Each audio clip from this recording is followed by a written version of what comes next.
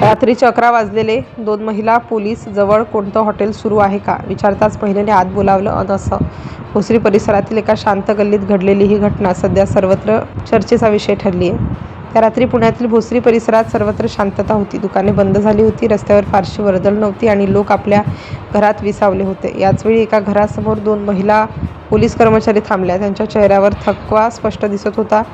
ड्युटीवरून परतताना त्यांना खूप उशीर झाला होता. घरात शशिकला उभे आपल्या रोजच्या कामात व्यस्त होत्या. रात्रीचे जेवण आटोपून त्या घर आवरत होत्या. इतक्यात दरवाजावर हलकासा आवाज आला. एवढ्या रात्री कोण आले असेल या विचाराने त्या क्षणभर थांबल्या. बाहेर पाहिले तर 2 महिला पोलीस उभ्या होत्या. शशिकलाताईंनी दरवाजा उघडला आणि त्या दोघींनी नम्रपणे विचारलं, इकडे जवळ एखादं हॉटेल सुरू आहे का? हा साधा प्रश्न होता, पण त्यांच्या आवाजातला थकवा आणि भूक स्पष्ट जाणवत होती. त्या दोघींचा चेहरा पाहून शशिकलाताईंना काहीतरी वेगळंच जाणवलं. त्या 2 महिला पोलीस कर्मचारी मेघा आणि प्राजक्ता होत्या. त्या मूळच्या नागपूरच्या असून सध्या पुण्यात ड्युटीवर होत्या. दिवसभराच्या कामामुळे त्या खूप थकल्या होत्या आणि त्यांना अजून जेवणही मिळालं नव्हतं. त्यामुळे त्यांनी आसपास एखादं हॉटेल मिळतंय का म्हणून विचारलं. शशिकलाताईंनी क्षणभरही विचार न करता त्यांना थेट घरात येण्यास सांगितलं. अचानक आलेल्या या निमंत्रणाने त्या दोघी महिला पोलीस थोड्या दचकल्याच. एवढ्या रात्री एखादी अनोळखी व्यक्ती घरात बोलावते हे त्यांच्यासाठीही अनपेक्षित होतं. तरीही शशिकलाताईंनी आग्रह केला, तुम्ही आत या, मी काहीतरी बनवते, असं त्यांनी सांगितलं. त्या दोघींच्या चेहऱ्यावर आश्चर्य आणि दिलासा एकाच वेळी दिसत होता. त्यांनी आत प्रवेश केला. घरात साधेपणा होता, पण माणुसकीची ऊब जाणवत होती.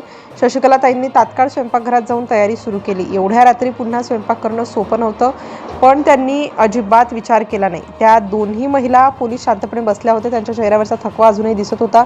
दिवसभराच्या ड्युटीनंतर त्यांना ही विश्रांती खूप महत्त्वाची वाटत होती. दरम्यान शशिकलाताईंनी पटकन गरम भजी, भाकरी आणि भात तयार केला.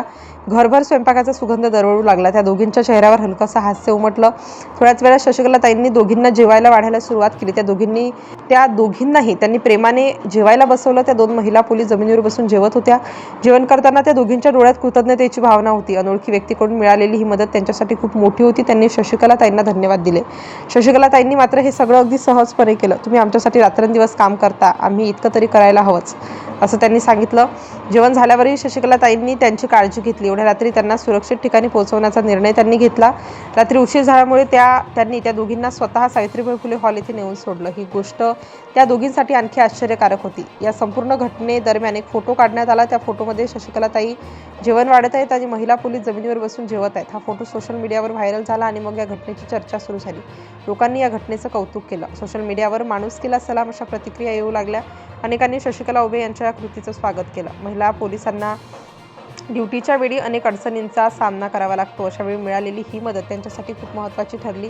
या घटनेने अनेकांना प्रेरणा दिली. अनोळखी व्यक्तींसाठी मदत करण्याची भावना अजूनही समाजात जिवंत आहे, हे यातून दिसून आलं.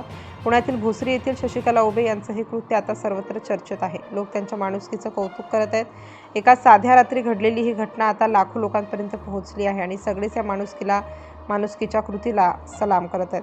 थोडक्यात सांगायचं तर रात्री 11 वाजता जवळ कोणतं हॉटेल सुरू आहे का असा प्रश्न विचारणाऱ्या 2 महिला पोलिसांना घरात बोलावून जेवण देणाऱ्या पुण्यातील भोसरी येथील शशिकला उबे यांनी समाजासमोर माणुसकीचं सुंदर उदाहरण ठेवलं आहे.